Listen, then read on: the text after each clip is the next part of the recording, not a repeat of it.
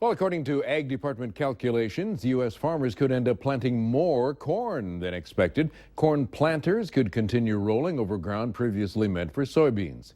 Soybean ending stocks in yesterday's report, 500 million bushels, up 150 million from this season. Soybean yield projected at a trend level of 46 bushels per acre, down just short of 2 bushels from last year's record production.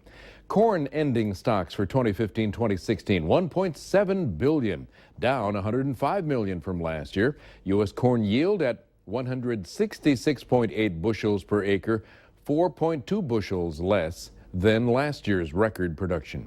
Wheat ending stocks, 84 million bushels less, down to 84 million more, up to 793 million bushels. The overall wheat yield at 43.5 bushels an acre, down slightly from last year. The Environmental Protection Agency has sent its proposal for renewable fuel volume obligations for 2014, 2015, and 2016 to the White House Office of Management and Budget. Renewable fuels advocacy groups like Growth Energy and the Renewable Fuels Association says they're pleased the agency is moving ahead with getting these out, but still has concerns with what exactly is contained in the proposal. The Office of Management and Budget reviews the proposal. They have 90 days. It will be released then for public comment. This spring, farmers planted a lot of seed into mostly bone-dry soil, hoping for rain. Now the rains have come and the crop should respond to the warmer temperatures. The concern, of course, is the flush of weeds that's also expected. But one local agronomist says it's all good.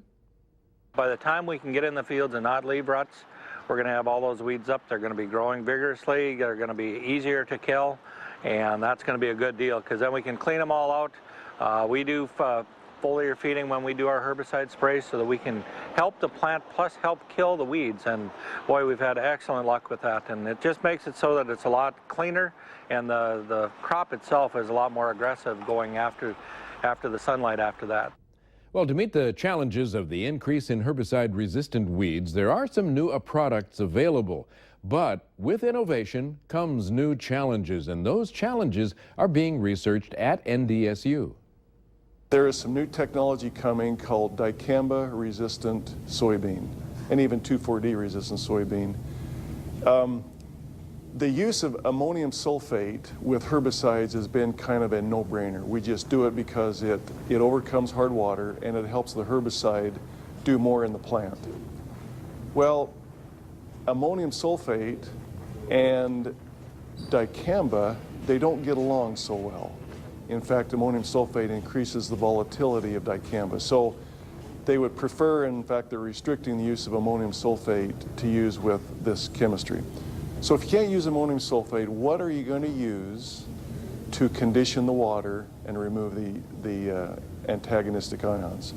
Well, that's where the adjuvant industry is right now, is trying to find, it's kind of a bad term, but an AMS replacement, a water conditioner that works as well as ammonium sulfate, that is as cheap as ammonium sulfate, but is as effective as ammonium sulfate. And so there are things that people are trying and they're asking me to test.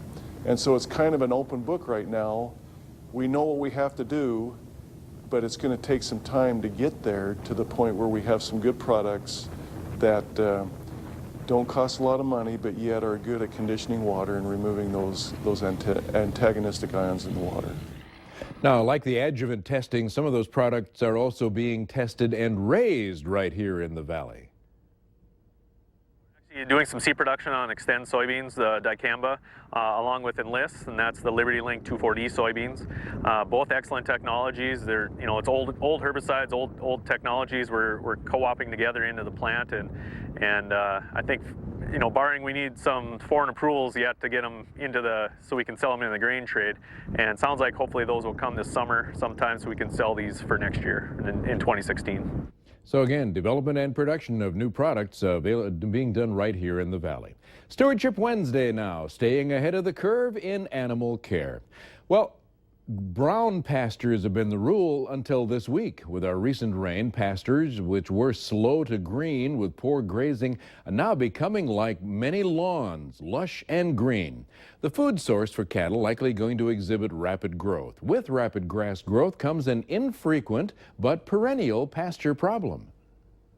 Grass tetany usually happens because of lush growth, where we got that plant going so rapidly, the magnesium levels aren't what they should be, and this cow is consuming that magnesium. She's also lactating. She's losing some of those minerals through that milk, and all of a sudden we got a cow that's really short of magnesium. We call it grass tetany, and when that cow, she'll go down, what we call going down. She'll be laying down. She might have even some convulsions or some symptoms that things aren't right in her life. And it can be also related to some calcium deficiencies as well. It's not always strictly magnesium. Seems like the quick and simple solution to that would be to provide a mineral supplement. The only thing that prevents that from helping more in some cases is that all cows don't consume mineral equally.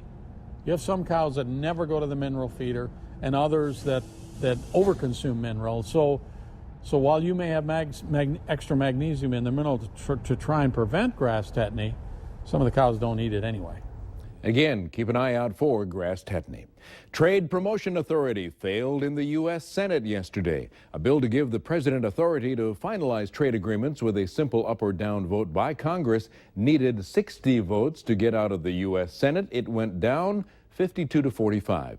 North Dakota Senator John Hoeven voted for. Heidi Heitkamp voted no. It's 4:43, almost 44. Right after the break, we're coming back and checking the forecast for farming today, or the lack of farming. More rain coming. How much? You'll find out next.